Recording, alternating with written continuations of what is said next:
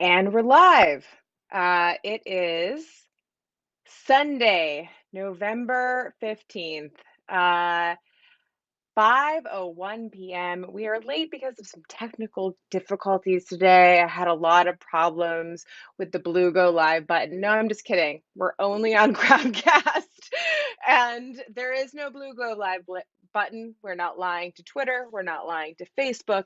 We are live in lieu of fun and in lieu of Ben for the first time in 234 episodes, and it is, gotta be totally honest, pretty weird. I am very used to having Ben take the reins and kind of control all of the technical aspects of the show, for better or for worse, and take care of rapturing people in and setting up the polls and announcing the show and creating the event. And I spent the last 20 minutes trying to figure out a way that I could at least set up my external mic and my third mic and try to like get him on a landline from Virginia. And there were like 8 of me on the screen for like various periods of time, and there was like echo, and it was kind of like the time Scott Shapiro bent all bent light in time and like broke in lieu of fun, except it was just me and I was the only one who could see it. So anyways, that is I have figured out how to rapture people in so you guys can keep me company today for this hour. I have decided in lieu of Ben, we did have mystery guest Sunday, and mystery guest Sunday was supposed to be my mystery guest, and I had to have a great mystery guest. If people can help me find her, if she is in the audience, I am looking for high school SCOTUS. She was one of the first people on the show 232 days ago, I believe, and Anna Salvatore. So, oh, there you are, Anna. Okay, I see you. I am going to ask you to come on screen, and then I won't be alone anymore. My monologue is obviously 3 minutes long. I didn't realize that monologues could be only 3 minutes long. But there you have it. We're waiting for Anna to come on, but please ask questions in the ask a question. I'm going to be less responsive than normal on chat today for obvious reasons. And oh wait, you disappeared. Oh no. Can you Oh see no, there me? you are. Oh wait, did you not want to have your video on? Are you audio only? No, I would love to have the video on. Dad, would you mind helping me actually? That's I hi. yeah. It's so great to hear your voice though. It's It's been a great to be minute. here. I'm sorry that your friend and our friend Ben can't be here, but I guess he's in the dark in his cabin, right? No, so here's the thing. According to Ben, Ben says that either the outage blew out his router or his DSL is just down. But apparently he's not in the dark. He has power, but he just has no internet and no cell service. So he is stuck. So cheers. uh, Woo! I know. And then mystery guest is you're truly a mystery guest, Anna, because you are a black square right now. I don't know. You might have your camera covered. I do that sometimes. Oh, there you go. I'm It's here. so, Thanks. hi, There was a so good camera to see covered. you. It's complicated, but I'm here. I'm glad to be the person most similar to Ben Wittes that you felt the need to bring me on and replace him. Very, Yeah, very nice of you. I think that he's gonna be super sad about it, by the way, though, because he is I was pretty excited to tell him that you were the mystery guest, and I've told him now, and he has yet to respond.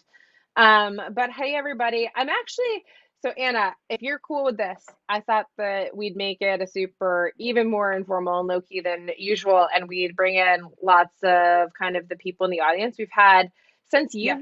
you were one of the first people on the show, period. It'll kind of be fun. You'll kind of see, like, I mean, you've come and watched the show, obviously, but it's kind of developed into this amazing community. So maybe today will be like this kind of cool chance. We take a lot of questions, but I have like a lot of questions for some of the people who ask questions.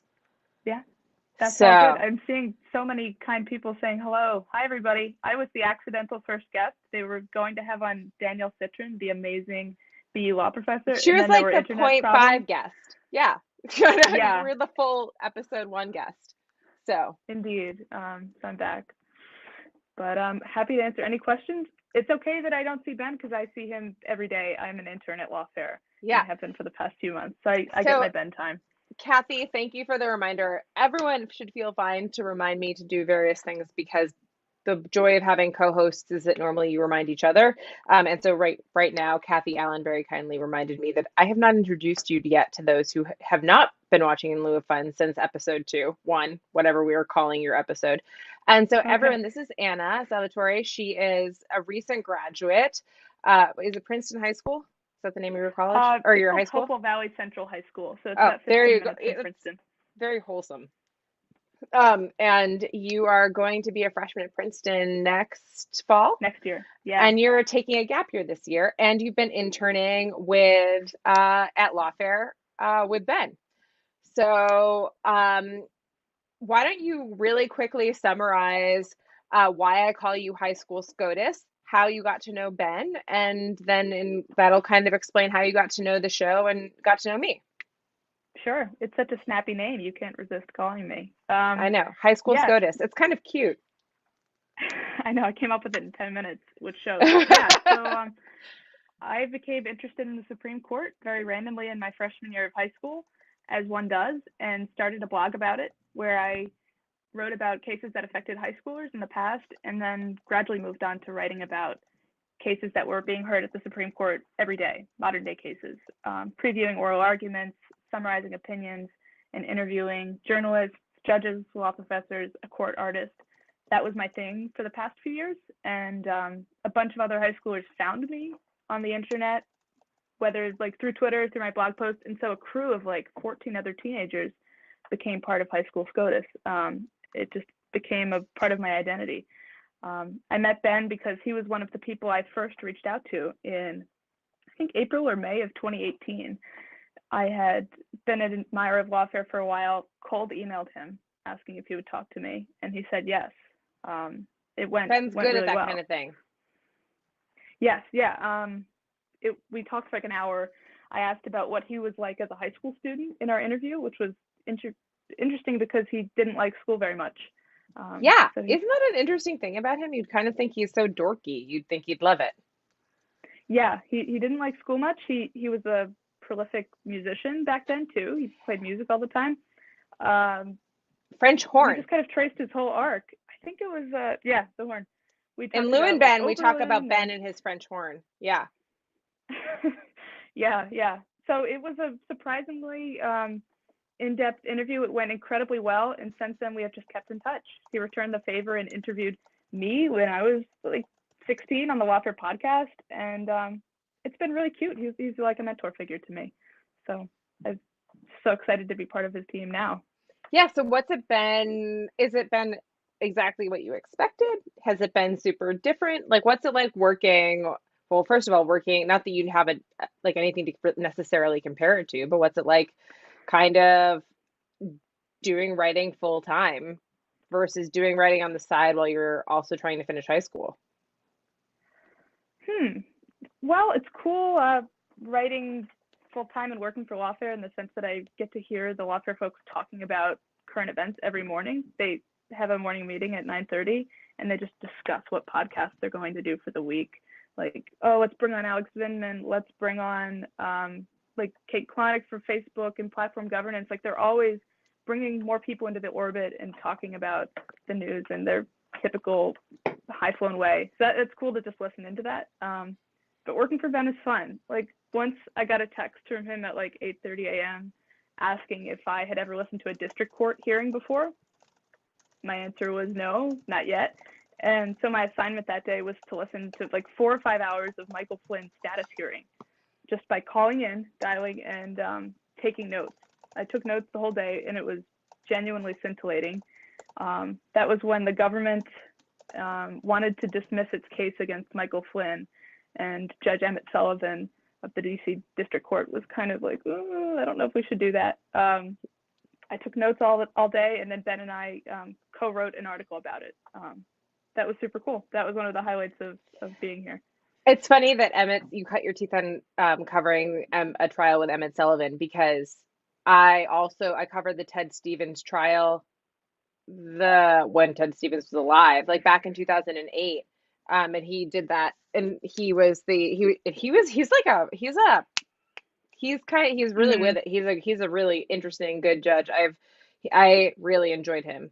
Um, uh, the I guess the question I was going to ask is, how much did you follow besides being at Lawfare, which kind of thrusts you into talking about and thinking about current events constantly? How much did you follow the SCOTUS hearings for Amy Coney Barrett?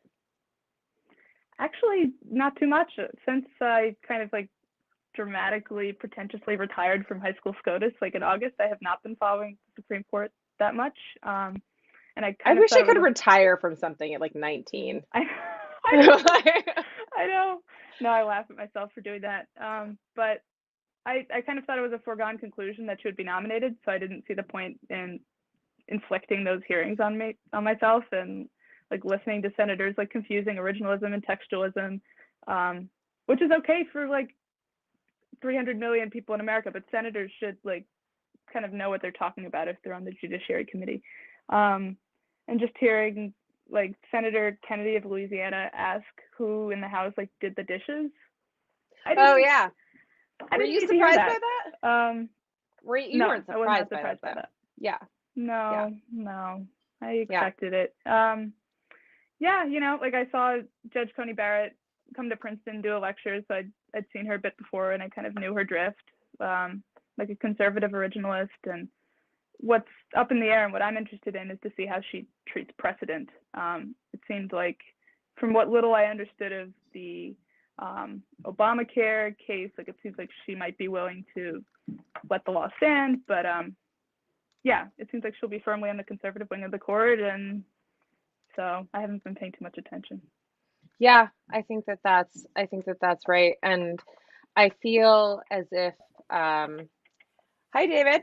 Um I feel as if uh that is going to be one of the, I don't know, the kind of, how do I put this? Like, I don't have a sense of her voice in kind of the same way that I don't really have a sense of Alito's voice, though maybe I should have a better sense of Alito's voice. But like, Alito is just like such an ideologue that I think half of the time I just kind of see him as like visceral politics without a Mm-hmm. lot of gloss. I don't know. Like, do you think of Alito as having a distinct voice in the way that, like, I don't know. I think Souter of having a voice, or Scalia is having a voice, or RBG is having a voice. I think of him as having a very formalist voice, a very old school voice. Like, I think of that case where he was the sole dissenter. I think Phelps. It was where the Westboro Baptist Church had been Oh picketing. yeah, Snyder v. Phelps. Yep. Yeah, yep, the funeral of a soldier who had died, and they were insinuating that the soldier was gay and was going to hell for being gay. And Justice Alito was the only one who dissented and said that kind of speech was like impermissible under the law. And I think that was kind of like an old school construction. He's really formalist on like criminal justice too. So yeah, I think of him Yeah. as being very rigid in both Right. writing style and interpretation. But I Yeah. don't really know Okay. that much. Yeah. No, you know more than me. Honestly, I'm not. I think I said this in the show. Like, I never there. For most of law, when you go to law school, and for like the especially upper level law schools, the elite law schools, constitutional law Mm-hmm. is like the thing. And like Supreme Court doctrine, if you're going to be an American like student of it, is like the canon. It is the thing that, like, it is understanding and kind of thinking about various aspects of the Supreme Court is like what you aspire to always be doing and kind of spending your time with.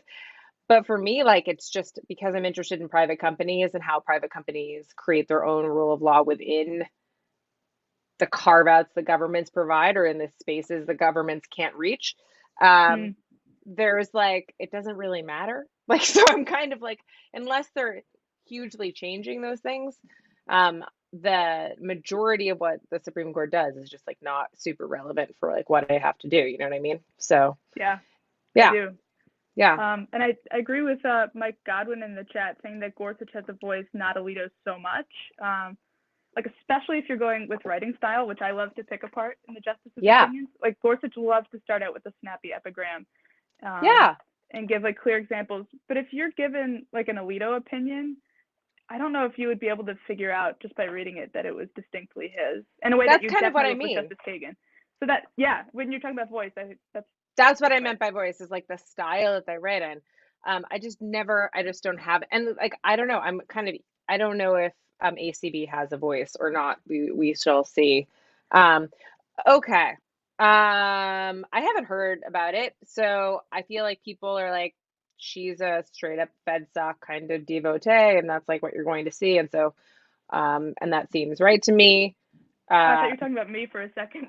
Oh yes, you, No, Anna, but you yes, are she is. going. You're spending your gap year just doing FedSoc stuff, right? You've donated your time. No. Yeah, no, I have an Alito back tattoo. Yeah, Yeah, Alito back tattoo. You're just not even. like Are you old Roger enough to Stone get a has the tattoo? Nixon. No, You're Alito. I'm That's 18. I'm 18, so I think I can do you a do what few you things. want. Yeah, no, I'll do what I want. I hope Ben is watching this because this is good No, stuff. he's not. Ben is gonna watch it later though, and he's gonna judge us harshly. But this is going to be my alternate persona for what I'm going to be like. This is the alternate co-host that I brought. Oh my gosh, Hercule Right? Poirot, nice to meet you. I know. Sorry. Anyways, Oui, oui. I happened to go to a novelty candy store today and get a wax lip, and then I was like, oh, good, I can use it on the show to make an idiot of myself. No, I love it. Okay, This is like where my let's go. dad works, but Let's go a to duck. oh, that is very cute. Yeah, yeah, Okay, David Botts. yeah, yeah. Hold on. Bring him on. I am You're unmuted, sir, and now I can see your video. Hi, how are you, David? Hi, good afternoon. It's really great to see you. And Anna, super happy that you're here. I've been a long time Twitter follower, just so you know, after I heard about you months ago. So, Wow, thank you. It's great to see you too. I've seen you several times on the show, and I'm used to seeing a hovering puppet by your head. I oh, don't quite see it now. it's there. It's still there. I can Hold let on, let's me see if I can make you full make screen. me big. I think that Yeah, I go Lisa like Page this. has to be in every There you episode. go. It has. How Yeah. good am I on this? Like, I should do this run this show all the time. Like, do I click this button? So, Oh, woo. wow. You can even Okay. move Lisa I Page. Should I get a dog shirt? That's the first poll. You Okay. should. Oh, I've talked about this during law firm meetings. I was thinking of dressing up as Ben for Halloween, having like sunglasses, a dog shirt, and man, what else? Maybe the puppet, but I didn't follow through. Okay. Yep. So my joking question was, I lost my election for student president, but in all caps, I won. That's the silly part. But so You won the popular vote, but the electorate's I just won kind of only in my mind. I only won in my mind. But the serious question is, Yeah. how do we move forward the dialogue to have a discussion about facts, not crazy theories? And also, Kate, I want to know what you want to ask of me. Yeah, I know. I'm thinking about it. Anna, any thoughts about how to move the dialogue forward? I'm biased, but I get really excited and hopeful when I see other young people talking about politics and talking about the nation in a really mature, nonpartisan way. One of my idols really in journalism is Gabe Fleischer, an 18 or 19-year-old kid who writes a newsletter called Wake Up to Politics. And every morning he has this well-researched, nonpartisan, thorough analysis of the news that's going on. If there are people like Gabe out there, which there are, and there are many others, then I have hope for what the conversation is going to look like. I guess that's my answer, and that's what I aspire to as well. Yeah, I think that that's. I was actually thinking, didn't they just do the documentary on Greta Thunberg? I like, and I don't might not be pronouncing that correctly. Yeah, and I was thinking about that. I was thinking like how I'm not a total radicalist on like climate change or anything like that, but like I really admire like her fervent, like how fervent she is and like dedicated and like driven.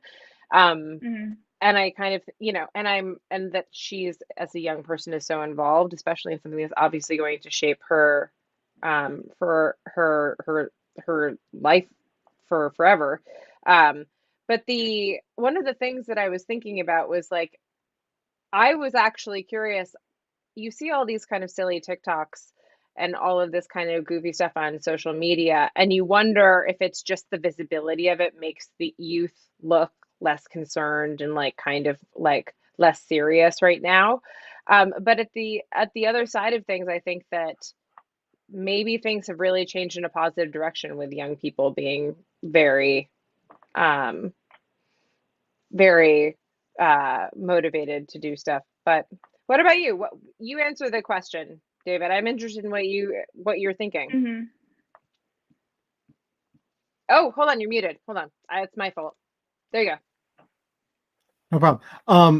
I think the population just needs to talk about facts, recognizing we do live in a divided America. But I observe that Joe Biden has about, I think, oh yes, exactly the same number of electoral uh, votes as did President Trump, and more as to votes. And so it's time to move forward. Let's move ahead.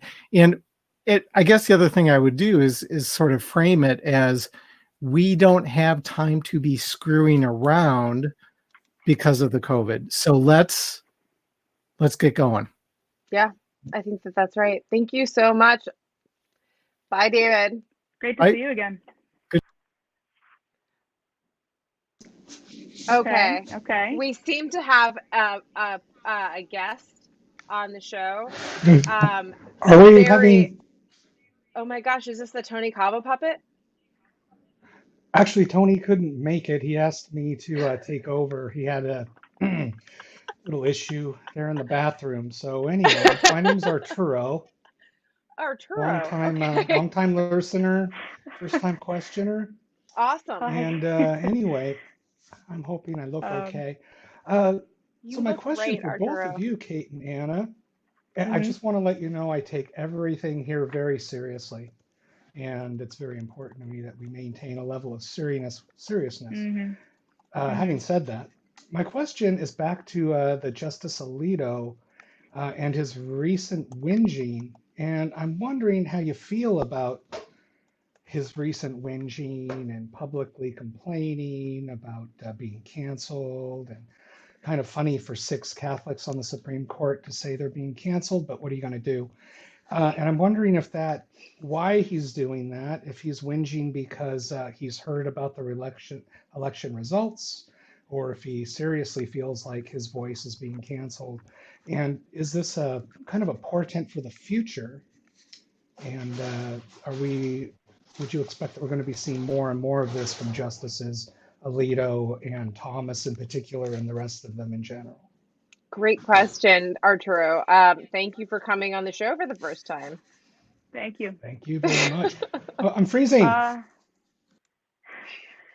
yeah, I think we will see more of that if the conservative justices don't get the wins they're expecting to get. Because now there's six justices on the court. There's a solidified conservative majority, and they're going to want to start getting stuff done. They're going to want to start rolling back abortion rights, and they maybe wanted to strike down the Affordable Care Act, increase the power of the free exercise clause. If they don't get to do that, then they'll be upset. They'll feel entitled. And if they're somehow thwarted by the Chief Justice being moderate or by Amy Coney Barrett being more faithful to precedent than expected, then maybe we will see more whining out of Alito. Yeah, that's kind of baffling to me, though, that like someone at the pinnacle of the legal system, someone with all the power he could possibly want, is whining that he can't insult or roll back protections for gay people without being called a bigot. That just doesn't seem like a high priority thing, and not a great look. I agree. So one of the things that we haven't talked about is what the effect of having or like you and I haven't talked about, is the effect of having six justices that are Catholic and having a conservative majority by far. What it's going to have on like the tradition of people like Elena Kagan from taking. She has like traditionally just not talked, not had much of a public stance, not done kind of political speeches or things like that. Do you think that she's gonna do you think that there's gonna be a break from that? Do you think that she might feel like she has to, especially now that you had RBG, who was just like so out there, almost in my opinion, too out there, in kind of like in everything that was going on. And or so what do you think? Really good question. I don't think she'll be into the public statements game. That's just not her style at all. I think she maybe will talk to journalists. She sits down with like Adam Liptak, the New York Times guy, once a year, and she occasionally speaks with other journalists. So maybe she'll voice her disagreements like on background, meaning that she's not giving her name.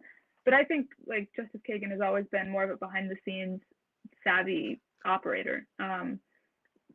Whether that means like trading votes or asking such good questions at oral argument that she lures in conservative justices. I see her as a lot more of a behind the scenes subtle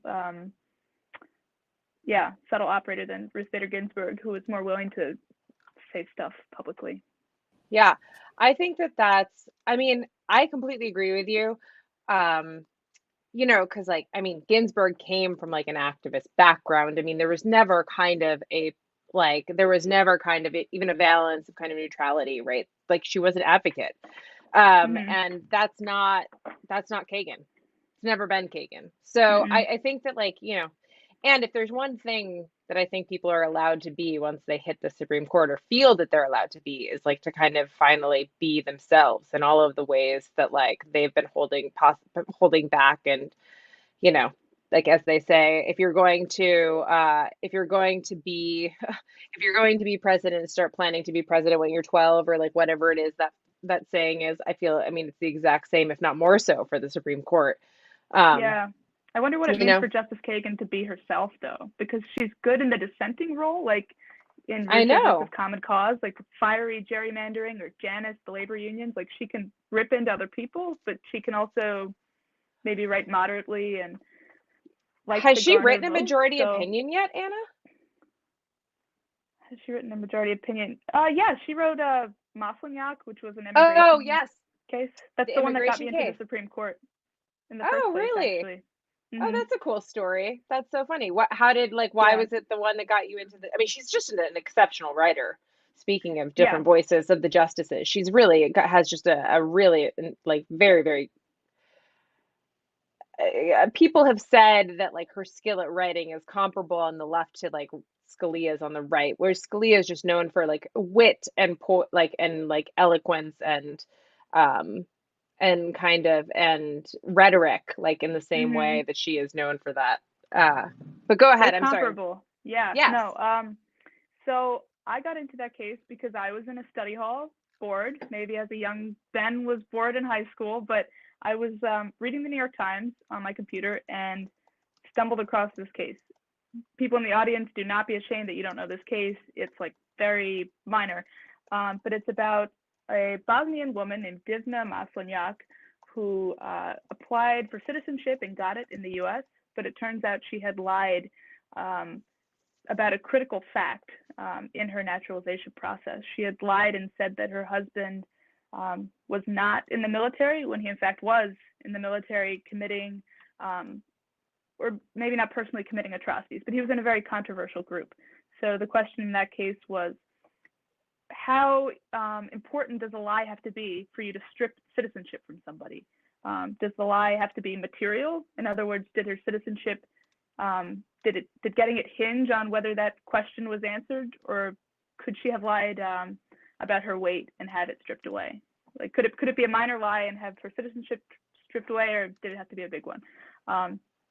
So it's a great no explained, that is so I think when you were on the first time we talked about this, and I was saying how similarly I only came to kind of to that question when I was clerking on the district court, and we had a line to the FBI in a terrorism over a terrorism case, and immigration terror. I mean, any material is a very hard is a very interesting standard.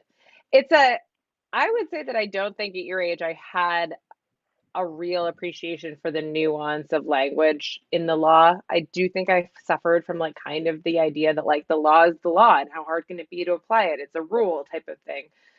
Without understanding that like all of the like, well, what does it mean? Exactly as you said. So you have, I don't know, if you ever do go to law school, you will have that advantage in spades, not just your substantive knowledge of the Supreme Court cases, but just like a way of thinking about things, which actually I think I was going to go to Christopher next, but Pat Gunn, if you're ready, I was going to go to you because I was hoping that you asked a bunch of questions about taking being a paralegal, clubs, other activities. So they all are kind of related. Go ahead and ask them. Nice to see you, by the way. Oh, good to see you. So I see you marked one of my questions as having already been answered. Oh yeah, no, I was just kind of clearing it out so I could like see the rest of the questions that I like have to scroll through. But ask whatever question you want. You can combine like a bunch of your questions. They're all good. Okay. I think, so I guess I'll just read these sequentially and just kind of cover them however you want. So, Kate, have you met many or any lawyers who were paralegals first? And does that kind of background help with going for being a lawyer? Does it build any bad mental habits that need to be undone in law school? Another question is, can you give us a brief tour of higher law degrees beyond JD and what they're useful for? And then finally, the one that you marked as potentially having being answered is, how do debate clubs and mock trial compare to or prepare people for real legal careers? And are they more representative or dissimilar to the practice of law? And again, sorry, that's kind of like they're kind of related. Just cover whatever bits of those you find interesting. No, I think that was a great question. Thank you so much, Pat. It's great to see you. Good to see you. Okay, so I would say, so I never asked you, Anna, do you do like mock trial or any of those types of things, or like any debate club or anything like that? The idea of doing debate or mock trial terrifies me. I'm actually a pretty nervous person a lot of the time, so I'd have to really steel myself. But my friend actually did a mock trial competition through Josh Blackman, the conservative law professor. And my friend Curtis made it to the finals with his partner from Minnesota, and his partner couldn't make it. So I hopped in at the last minute and argued. It was like Indiana versus US, I think. It was the privileges or immunities case about whether the fines clause should be incorporated, the excessive fines clause. So I argued. How did it go? Once, but that's it. It was scary. It was in front of Judge Rao and Ilya Shapiro, and so like some lightweights. I was terrified. I was so nervous. I mispronounced words, but it was fine. Yeah. So let's put it this way. So like there's a bunch of different answers to Pat's question. So a few episodes ago, I can't remember which it was. And also like, I'm sure you get a lot of the time people asking you if you're going to be a lawyer or a law professor or something like that because of the stuff that you're doing, Anna. And because obviously high school SCOTUS really took off and you did a great job with it. But you should never feel kind of pressure to do that or necessarily keep up an interest in the Supreme Court. There's lots of different types of lawyering. like about as many as there are different types of doctoring, right? And they're all like completely different from each other. And people really do think of them as like the same, but they don't translate at all. And the skill sets, or they translate in like a sliver, I would say, of the skill set translates. And it's basically a bare kind of understanding of how to think about issues, how to research issues, and like a group of like certain skills that come into play. But then, like, if you're going to be a litigator, so the person that stands up in a trial court and gives, like, and makes a case, which, and this isn't just for your benefit, Anna, like that I'm doing this, I'm just answering Pat's question. Yeah, thanks. It's one set of skills that is best served by what's called mock trial. Mock trial is basically walking through a trial, like it is being a Perry Mason or an Atticus Finch. Those are like the type, like the kind of the traditional kind of what we think of as the epitome of lawyering, or I would say like the platonic ideal of lawyering is like that type of lawyer. Those are very few and far between. Litigation is incredibly expensive. Most cases settle, like 90% of cases settle, especially cases that are brought in state courts in general jurisdictions. Very few trials go all the way through, so that those types of skills, the rules of evidence, all of these, like thinking on your feet, the ability to kind of have that persona to persuade a jury or pick a jury, don't happen as often as you think they do. So mock trial, if that is what you want to do, it's a tremendous skill to have. But I would say that like what are traditionally among lawyers, like thought of as the kind of the epitome of lawyering, and the fancier brand of lawyer is like, I would say more like appellate lawyers. So that's like doing things where you decide that you're going to argue things on appeal. And that is called moot court. It's not called mock trial is district court trial level. And then moot court is appeals. And that is literally giving up and stating arguments to a judge or judges and getting individually questioned, like just hammered on like whatever it is that you're arguing, rather than having that's mock trial. I know, yeah. I knew that's what you're talking about. So yeah, no, I knew that. So that's what Anna did. They have, so in high school, most high schools have both moot courts and mock trials. And in law school and high school, they have moot court and mock trials. I did mock trial all the way through high school and all the way through college and into law school, and I hated, or I was really loved mock trial and never wanted to be a litigator. Like I like hated, like I never wanted to do it. I just like had no interest, never practicing. But it was a fun exercise to do. And it was tremendously good at teaching me the rules of evidence, which I'll never need because now I don't litigate. But I have a very, very sophisticated knowledge for someone who doesn't practice of like what hearsay is, for example, because I literally argued hearsay is like for 8 years when I did mock trial before a district court judge. So mock trials, trial courts, moot courts, or appellate courts, I would say those are very difficult. And if you're actually want to do appellate work, those are actually very useful. Mock trials are also useful, but not determinative.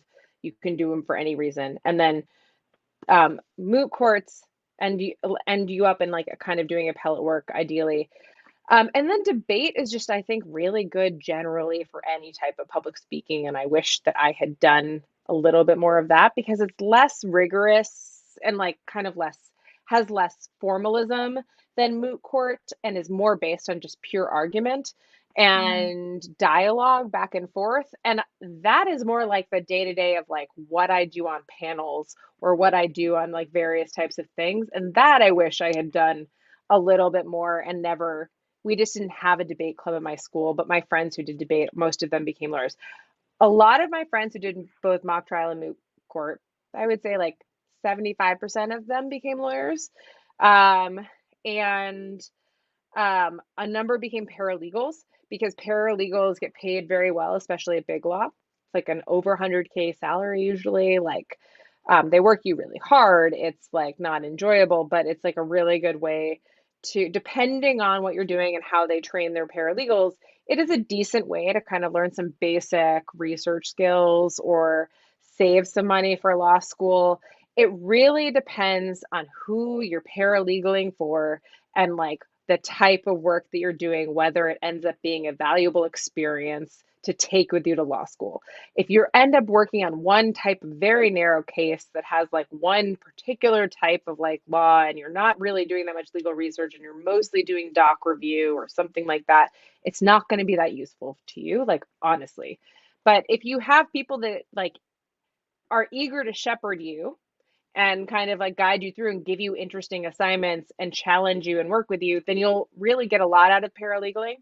I would say that I had a solid, there's like, and they will tell you that the success rate of students in various types of law schools, and what I see with my own students is like, it's like 50-50 of the people who have paralegals. Like I have two people who are TAing for me now, and they paralegaled before, and they were in the very top of my class, but there were three other people who to the bottom. And so like, it just, that's not gonna, it's, so it doesn't always like track.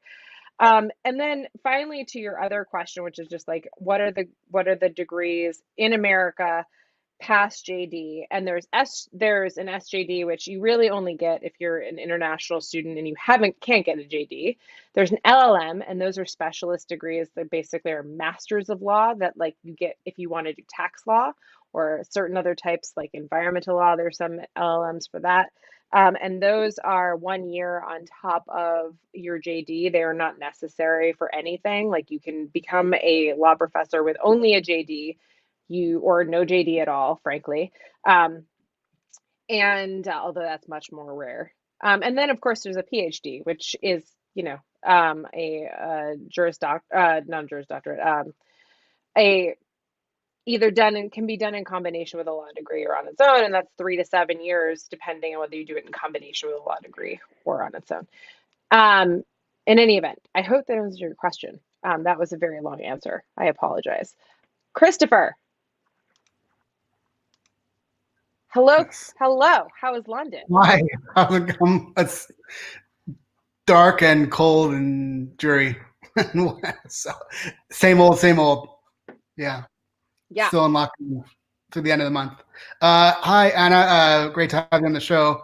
I hope my questions don't betray unfamiliarity with your website, but I was curious. Having previously lived in Washington, D.C., I had the opportunity to attend 4 Supreme Court oral arguments to the Obergefell and Windsor, and the one versus the two of the healthcare ones. I'm drawing on NFIB maybe, or yeah, exactly. So I'm wondering,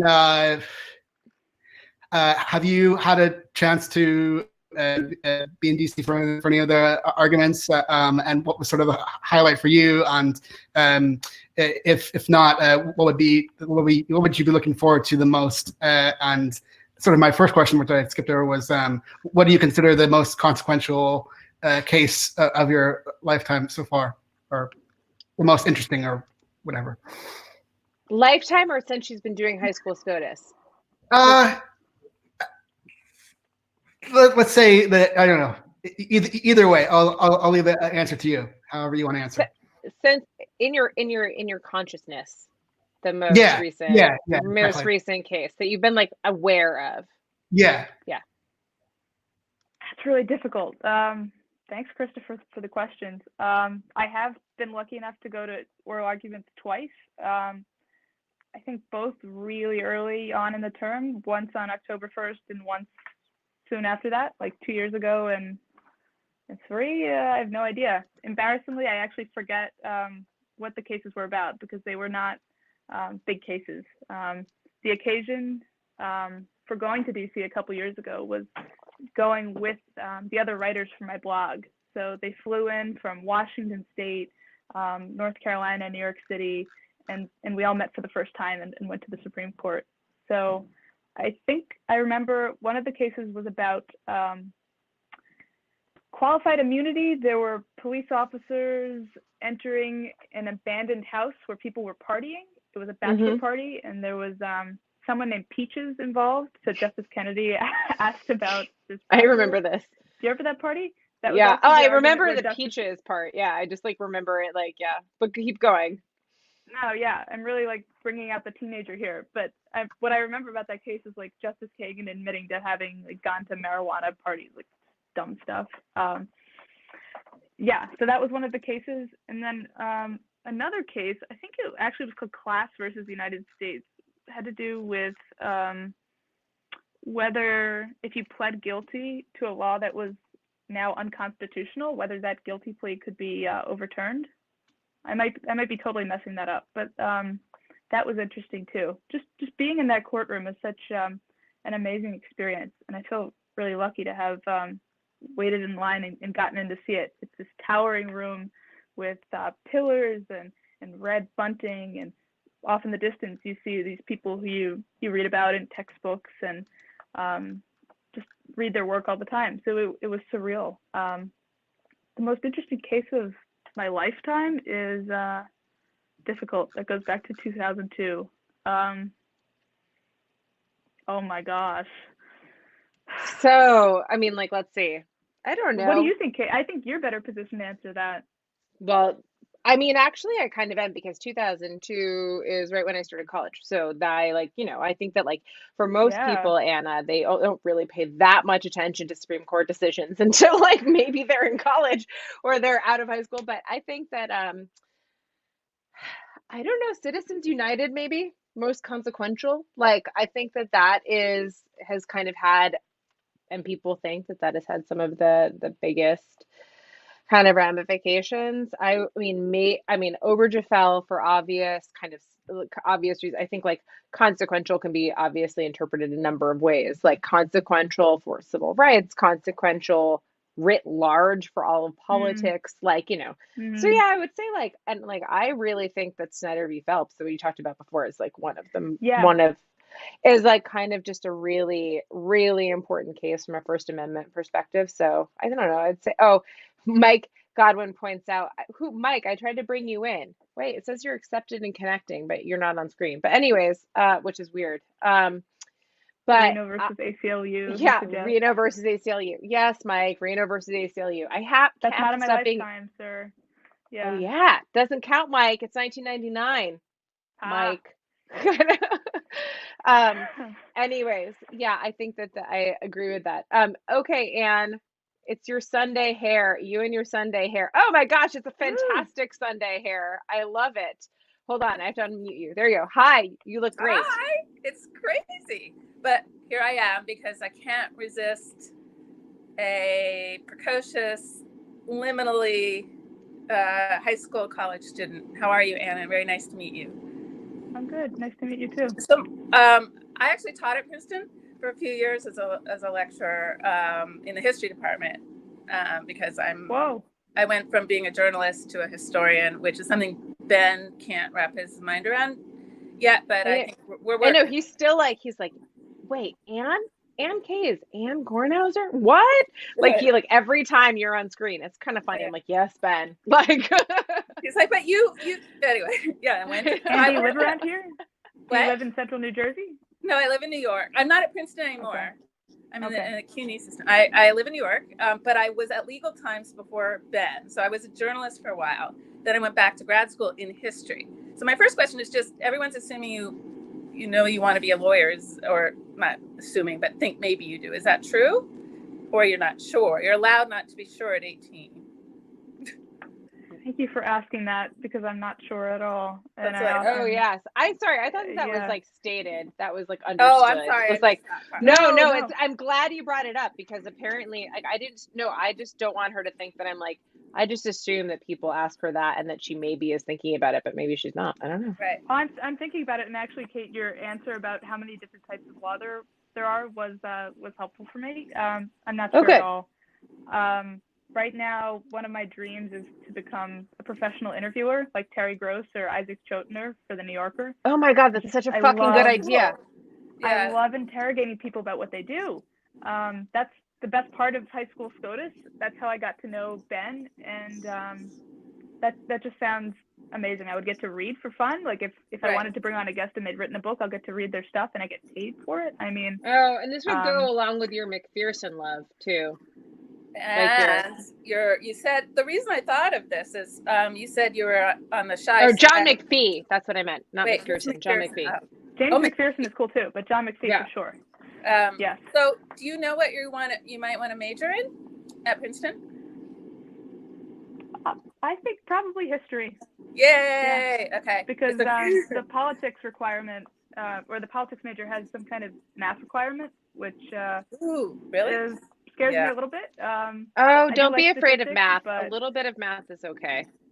Yeah. So my secret is I was a politics major actually at Barnard, where I went to college, but and then a history. Obviously, I changed sort of how. So I think both are good. But I particularly love the history department at Princeton. I'm biased, of course, and you do have to write a junior paper and senior thesis and all of that. But I think that's probably true in politics too. What did you lecture in? U.S. What were your specialties? Okay. I did history of human rights. Which I kind of borrowed, let's say, from Sam Moyne, and that was the main. Yeah. Because I had to do something that was transnational, actually, and then I did some precepting legal history as well. So I've never. What's your era, Anne? 20th century in terms of research, but teaching I do really thematically. I go from the Revolution to the present with legal history and human rights. And so I will say this just about and I don't know. So you see.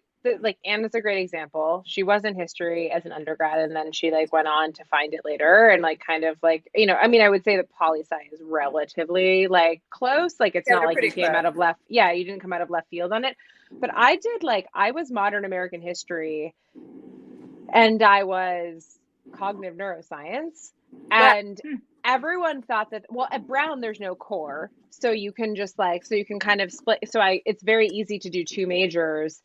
I mean, it was actually 16 credits for the cog neuro. That was a lot, but there was just a lot of, but I just generally think that everyone told me it doesn't matter what you major in, doesn't matter what you major in. And that is kind of true. But in my case, I have found them both to be they both point, doing what I loved and deciding to go and study that ended up being the biggest help rather than whatever the subject matter had been. I don't know what it if I had done poli-sci because my parents were that's what you should do to go and become a lawyer or something like that.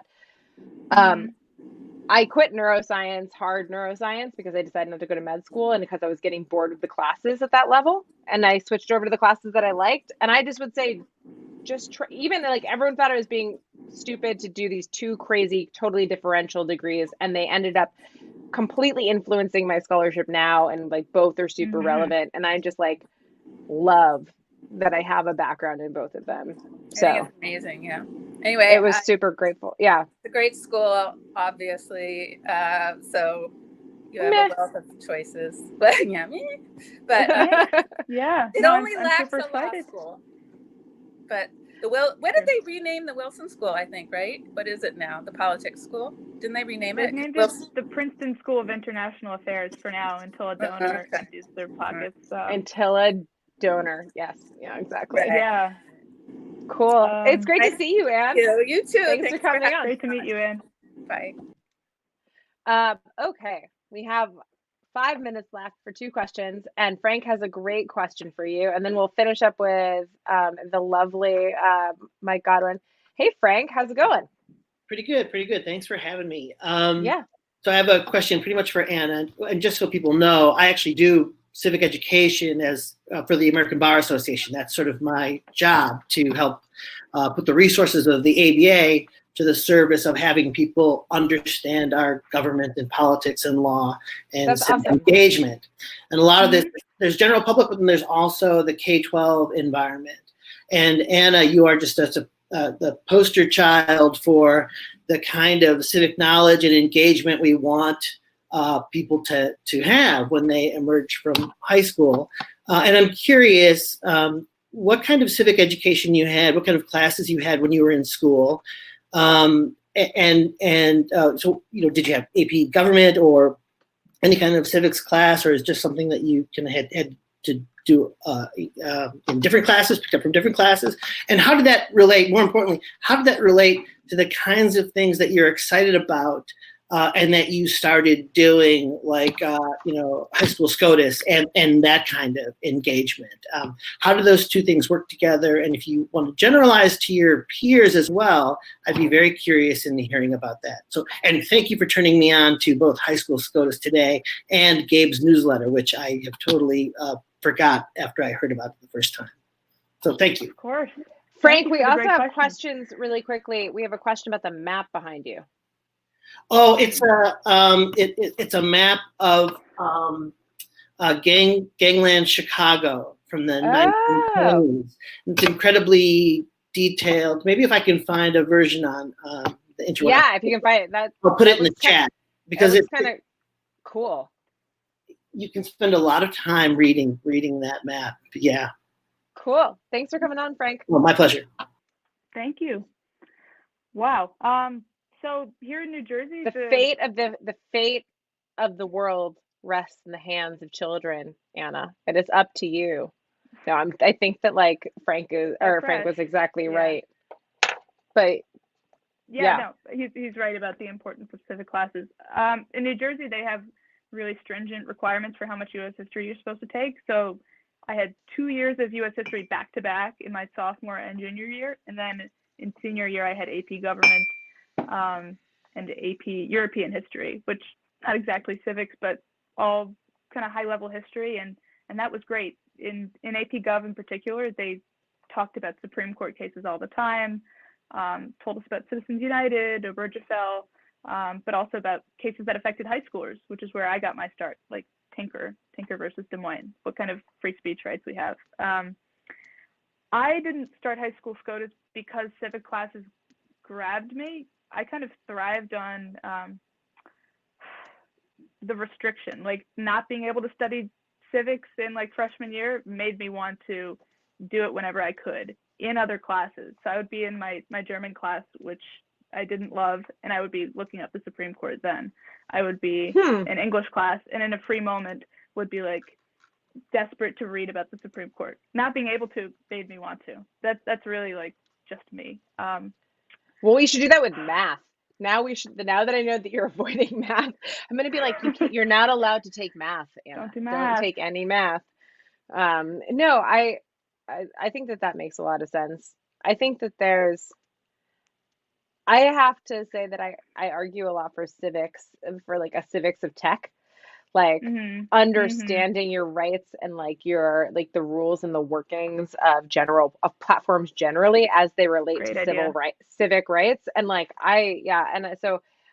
but I think like a lot of things, it doesn't really grab you until it affects you personally in some way, or something about it really just strikes you as interesting. Was Tinker the case? Well, you said that Tinker wasn't the case. It was the qualified immunity case that really grabbed you. Yes, yeah, that's what grabbed me. But this is what I've said in Lieu Fun before, when you brought me back for that fun, the 100th episode.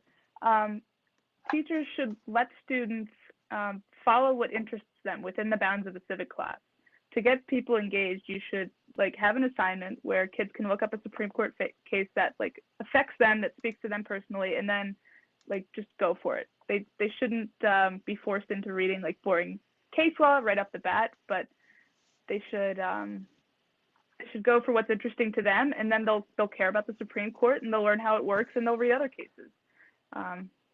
Well, that's also the exact same advice I just gave you, basically, about that I give people generally, and that I think is also true of majors, is you just are not going to go wrong being introspective and realizing what makes you happy, and then going after it, unless it's you really want to I don't know, play bongos and drink daiquiris all day. But even then, as long as you're doing it in the right place, you could, life could work out for you just fine. Don't do that, Anna. That's not my advice to you. Mike's rolling his eyes. He's let her drink daiquiris and play bongos. Okay, go ahead, Mike. Yeah, I think if you reserve it to the weekends, you're fine.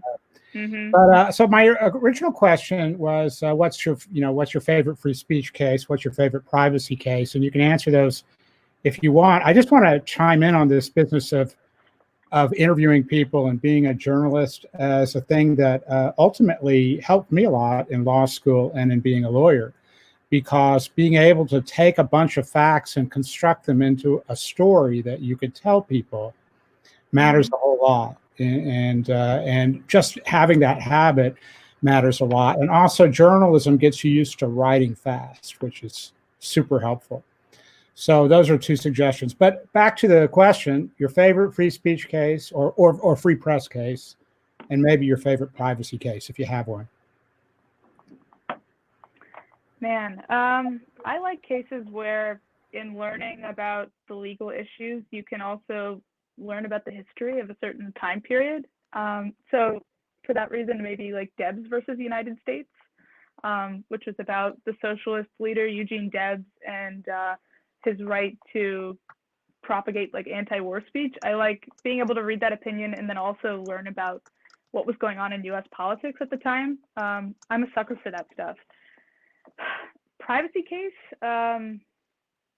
man, maybe New Jersey versus TLO or TLO versus New Jersey, which had to do with when students can be searched in the hallway. And it actually, the Supreme Court said that it's not probable cause that's needed to search a student. It's like a much lower standard. That's not like a ruling I like, but it's super relevant, and that's what I can think of right now. Was there another part of the question I missed, Kate? Sorry. No, I think that was right. He asked you like what your favorite case was or a First Amendment case, and you answered it. I think that's, yeah, there was like I forget the name of them. Maybe you read them. They were like, they included Tinker, but there were a bunch of like people who had turned, this is related to the civics class. I should look up what the name of these books were, but someone gave them to me when I was in middle school, I think. But they were Supreme Court cases like Tinker and Debs that had been turned into almost like historical fiction, like historical fiction books for kids that based it, or for like middle school age people that like walked through all of the facts and then like kind of presented the arguments of the court and like everything that was going on, but like in like a historical, like little like historical, almost like it was obviously nonfiction, but it was almost presented and written up as if it was from a first person like narrative kind of perspective. And so it was a very, I forget what they were called, but it was really good. And cool. Yeah, I should find those. They're really good. Okay, well, we have managed to get through without total catastrophic failure an entire episode of In Lieu of Fun without Ben Wittes, the first and hopefully only. Very weird. But wonderful to hang out with Anna. I'm so glad that you came on the show today. This was like a very lovely, low key.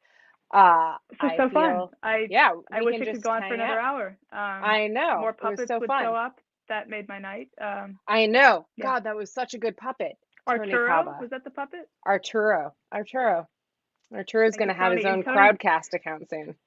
Tony warned me to stay away from marijuana parties. Don't tell me what to do. Yeah, we've got like a whole don't tell her what to do. That's yes, Anna. That is like my phrase. Don't tell me what to do. I am pushing though. I am being very, very good. As long as you're getting your dad to help you with tech issues, you can't say that to him. But as soon as you're out of the house, don't tell me what to do. I'm using his setup where he works, and I blame him for whatever tech issues. Thank you, everyone, for being so nice to me, though. This community is so sweet. When I first came on, there were 8 people watching on episode 1. I remember. And now there are 215, and people are asking questions and telling me not to smoke weed. I mean, it's great.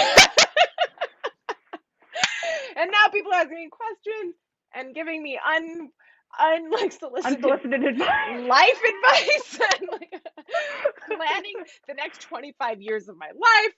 And I think I need like if you were 21, I'd tell you to have a drink, but of course we're giving you lots of advice not to do things like that. Abstain from everything, Anna. Don't get pregnant. Just stay away from drugs. Don't do alcohol. Don't smoke the reefer. Just like, go bowling. This is ageist. Yeah. Yeah, I know. It's super ageist. Well, it's a good thing we didn't bring up boomers because then they would have all like left. And anyways, we have to end, but thank you so much for coming on. We don't have fun anymore, but in lieu of fun, we don't even have Benjamin Wittes. And we will be back in, oh God, speaking of math, 22 hours and 54 minutes from now. And who do we have on the show, Kate? On the show tomorrow, I'm talking to myself like Ben does when he does. We have Natalie Jackson, who's going to be talking about polling error. And on Tuesday, we have Carrie Johnson, who is going to be talking to us about the DOJ. I know. I love Carrie. She's great. You should come back on. You can come back on because Ben's going to be super sad that he missed you. But come and join us on Tuesday if you're not doing anything. Thanks. Okay. Okay. Bye, everybody. Bye, everybody. Anna. Thanks for welcoming me.